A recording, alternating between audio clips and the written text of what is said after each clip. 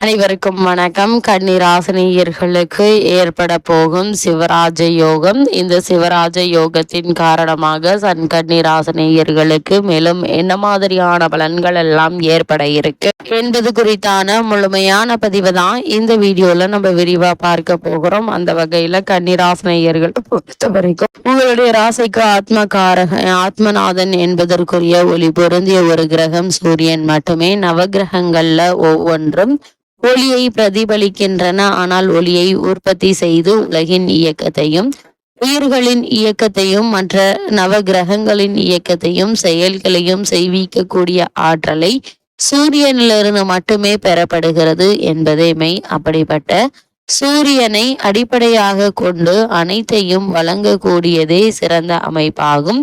உலகின் அண்ட சராச்சரங்கள் அனைத்தும் இயக்கத்தை சூரியனிலிருந்து பெறுவது என்பது சிறப்பானதாகும். உலகில் மனிதனுக்கு தேவையானதை இயற்கையிலிருந்து பெறுகிறான். இயற்கை சூரியனிடமிருந்து பெற்று கொண்டுதான் நமக்கு அளிக்கிறது என்பதே ஒரு சுழற்சி முறைதான். சூரியன் என்ற கோள் காலம் என்ற காலத்தை தன்னகத்தை கொண்டுள்ளது என்பது நிச்சயம். அந்த வகையில் கன்னிராசினியர்களுக்கு இந்த சிவராஜ யோகத்தின் காரணமாக என்ன மாதிரியான பலன்கள் எல்லாம் ஏற்பட இருக்கு என்று பார்க்கும்போது, தந்தை என்பது சூரியனை குறிக்கும், வியாழன் என்பது குழந்தையை குறிக்கும் கிரகமாக சாஸ்திரங்கள் சொல்லப்படுகிறது. தந்தை மகன் ஒற்றுமையை குறிக்கும். இவர்களில் யாருக்கு இந்த யோகம் உள்ளதோ அவர்கள் மற்றவர்களை விட உயர்ந்த மதிப்பையும் புகழையும் உடையவர்களாக இருப்பார்கள். சமூகத்தில் உயர்ந்த அந்தஸ்தை பெற்றவர்களாக இருப்பார்கள். பலரது தொடர்புகளை பெற்றிருப்பார்கள். இவர்களுக்கு சிவ வழிபாடு சிறப்பானதாக இருக்கும். இவர்களை தேடி சென்று வழிபடுவார்கள் அல்லது இவர்களை தேடி